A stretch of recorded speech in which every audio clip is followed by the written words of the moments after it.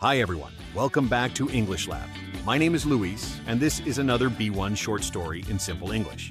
Today I want to tell you a small story about coffee, work, and something more important, connection. The story is called The Coffee I Almost Didn't Share. Let's begin.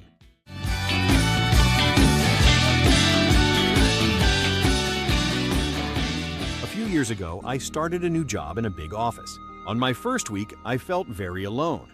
People were polite, but they were busy.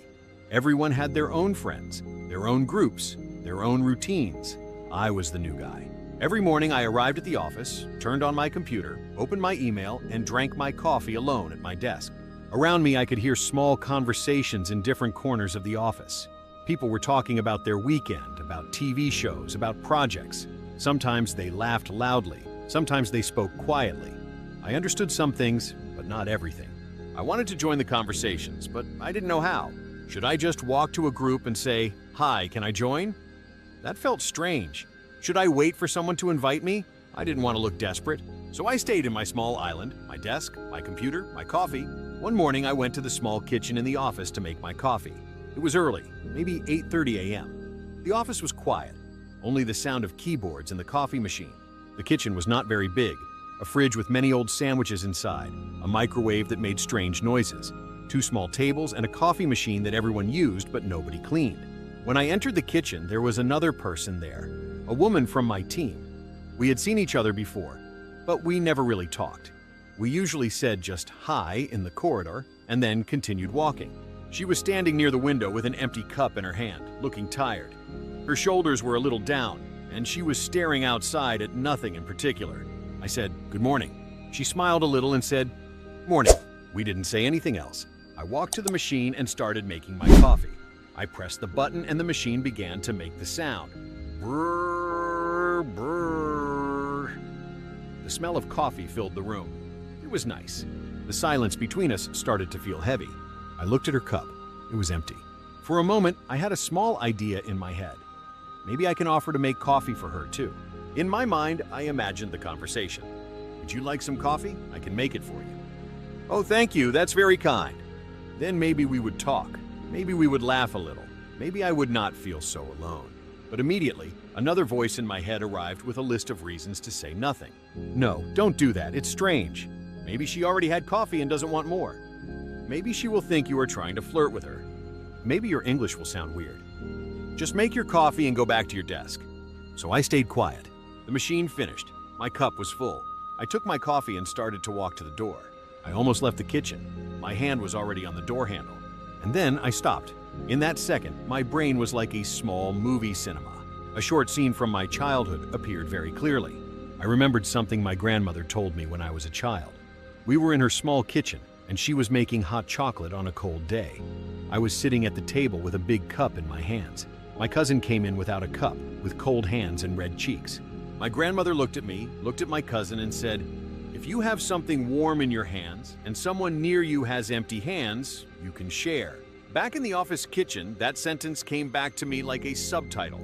If you have something warm in your hands and someone near you has empty hands, you can share. I looked at my coffee. I looked at her empty cup. I looked at her tired face. And I decided to listen to my grandmother. I turned back and said, a bit shy but clear, "Hey, I'm making coffee anyway. Would you like some?" The moment I asked, I felt nervous. My heart was beating faster. Maybe it was a stupid offer. Maybe she would say no. Maybe she would say, "No thanks." And then we would stand in silence, and it would be even more awkward. She looked surprised for half a second. Her eyes opened a little more. Then her face relaxed. She smiled, a real smile this time, and said, "Actually, yes, I would love some. Thank you." I felt a small relief in my chest. I put my cup on the counter, took her cup from her hand, and started making a second coffee. The machine made the same brrrr noise, but now the silence felt different. It was not a heavy silence. It was a waiting silence. While the machine was working, we started talking. Nothing big, small things. She asked, "So, how are you finding the job so far?" I said, "It's good, but everything is still new. I'm trying to remember everyone's names. I'm terrible with names." She laughed and said, "Same. I've been here for 6 months, and I still don't know everyone." We talked about the city, about the traffic in the morning, about the weather. about the best place to buy lunch near the office. Very basic topics. Sometimes I looked for words and made small mistakes, but she didn't look impatient. She listened. At some point, I told her, "Sometimes I feel like the only person who doesn't know where to have lunch." She said, "Don't worry. When I started, I felt exactly the same. Offices are like small cities. It takes time to learn the map." We both smiled. When the second coffee was ready, I gave her the cup. She said, "Thanks again. Really, I needed this." We left the kitchen together and walked back to our desks. It was a short moment, maybe 10 minutes, but something small changed. The next day, when I entered the office, she said, "Hi, Luis," before I said anything. She remembered my name and she used it. That "Hi, Luis" felt different from the polite morning of the days before. It felt like a small door opening. Later that week, she sent me a message at 12:30. "We're going to lunch in 10 minutes. Do you want to join us?" "What? Or not I." I said yes. At lunch, I met 2 other colleagues from another team. At first, I was quiet, but they asked me questions, and slowly I started to speak more.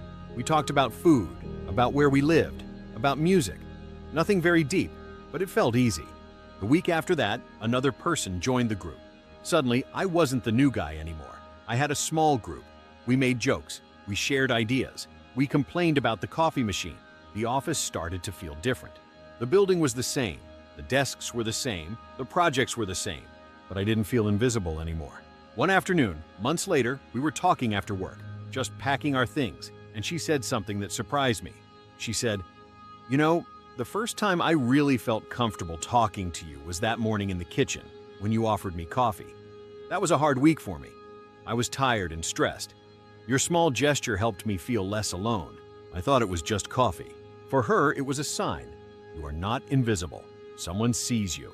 For me, it was a reminder that sometimes English is not about big, perfect speeches. Sometimes it's about one simple sentence at the right moment. Would you like some coffee? This story is not really about coffee. It's about small courage. Sometimes we think connection needs big actions, big conversations, big confidence.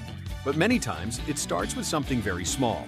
A good morning, a shared coffee, a simple question, a short sentence in English. Number 1, you don't need perfect words to show kindness. Would you like some coffee? Simple, but it can change someone's day. Number 2, your brain will try to protect you from strange social moments. It will say, don't speak, don't offer, don't risk. But often the risk is small, and the possible connection is big. Number 3, in English, a simple, honest sentence is more powerful than a complex, perfect one that you never say. So next time you're in a kitchen at work, or in a classroom, or in a cafe, and you see someone with an empty cup, maybe not a real cup, maybe just a tired face, ask yourself, do I have something small I can offer?